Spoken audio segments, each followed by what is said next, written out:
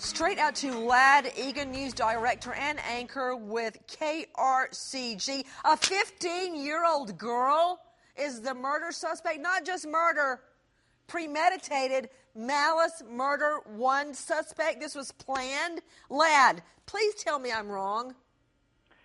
You're absolutely right, and that the sheriff wants first-degree murder charges, which he plainly says this was something that was planned. He says that they have written evidence and that they've also talked with this 15-year-old girl, and there was obviously some sort of an interview, and then she walked them into the woods and showed them where the body, and he said the body was very well concealed.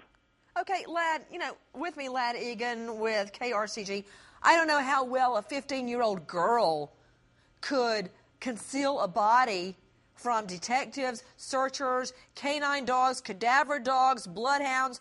I need to hear more about this well-concealed body because I find that very hard to believe. But I want to get back to what you just said. You said written evidence. Now, it's my understanding, Lad Egan, that an anonymous letter had been sent to police.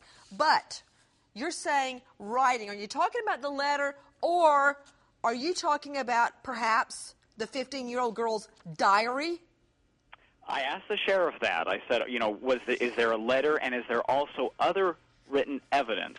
And he said now that this case is turned over to juvenile authorities, he cannot talk anymore, and he would not say if there are two separate things. I listened closely to the press conference over the weekend, and they started out talking about a letter that they received. That led them to the juvenile, and then the juvenile led him to the body. But then he also brought up later that they issued the charges, or they want to file these charges of first-degree murder because of written evidence. So it's unclear if there's other charges. Something in that written evidence, be it, I'm saying there may be a letter from someone that knew what happened, that I would guess, I would put money on the 15-year-old blabbed too.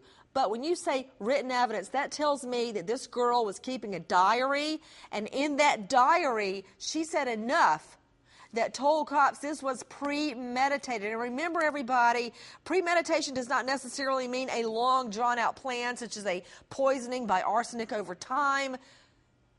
Malice or premeditation can be formed in the blink of an eye, in the snap of a finger. The time it takes you to raise a gun and pull the trigger, that's time under the law for premeditation to be formed. We are taking your calls live out to Patricia in Maryland. Hi, Patricia. Hi, Nancy. I just want to tell you I love you and I love everything you do for everybody. And my question is, where are the parents? Where are the parents of the little girl, the 9-year-old, or of the 15-year-old? No, the parents of the 15-year-old. Yeah, where are the parents, Lad Egan? What can you tell me about that? Where were they when all this was going down? Well, we don't know the name of the girl. The court authorities today kept on referring to her as a girl. I have sources, very good sources, that have talked to me. It's just we don't know how to get ahead of ourselves when they haven't released her name.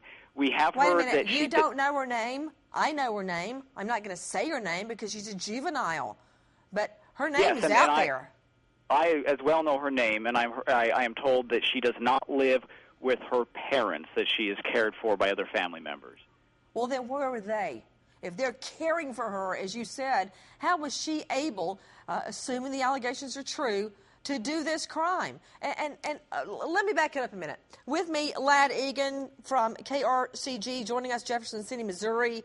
This little girl, a 9-year-old little girl, minding her own business, coming home from school. Rupa Michelini, bring us up to date with the facts. Take it from the beginning. What happened? Here's what we know, Nancy. She disappeared Wednesday when she was playing at a neighbor or a friend's house. She was supposed to walk home. It was just a quarter-of-a-mile walk back to her house. She didn't show up. 7 o'clock. When she didn't show up, the parents called the police. Back it up. What time was she playing with the little friend? According to my sources, it was still daylight when she went to walk home. That's right. About 6:15, still daylight. Okay. So afterwards, the police were called. There was a neighborhood search, hundreds of people searching for her for 2 days. So hold on. Don't mean to interrupt, but I just want to clarify. She goes missing around 6:15. The parents call cops around 7, right? That's right. Okay, go ahead.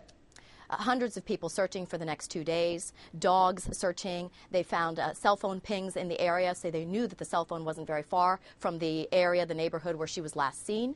And then they got this anonymous tip. Either it was a letter, we're again unsure, this written evidence that the sheriff was talking about. And then immediately afterwards, this led them to the 15-year-old suspect, who then led them to the body. Right now, I want to go to a very special guest joining us, Vicki Olten. This is little Elizabeth's aunt. She is joining us from Russellville, Missouri. Miss Olten, I thought I knew everything about being a crime victim when my fiancé was murdered before our wedding. But I cannot imagine losing John David or Lucy. How are the parents? How are her parents tonight? They're a wreck. I haven't heard from her dad today, so I can't imagine how he's doing right now. But I know her mom's a wreck. You know, just hearing the facts, Miss Olten, I can hardly take it in. She only had about 1,000 feet to walk, 1,000 feet to get home from her friend's house. And just the shock of a 15-year-old neighbor girl being the suspect. I know the family is stunned. It's so unreal. When did you first discover that Elizabeth was missing?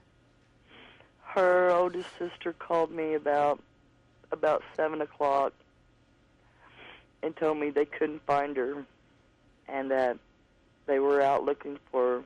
That, well, she was headed to her mother's house, and then they went up to the other house where she was supposed to be playing,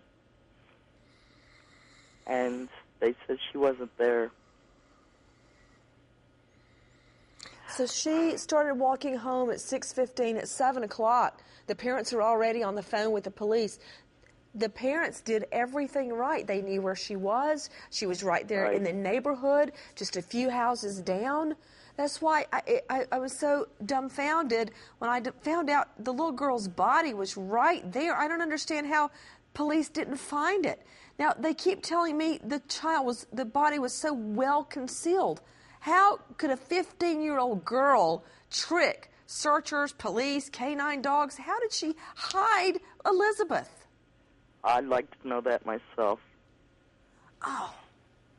Tell me about Elizabeth. In these photos, her personality just beams out of the photos. When you see that morning sun pop over the mountain, that's what she was. She was sunshine. And you can't help but love her. I mean, she was ornery.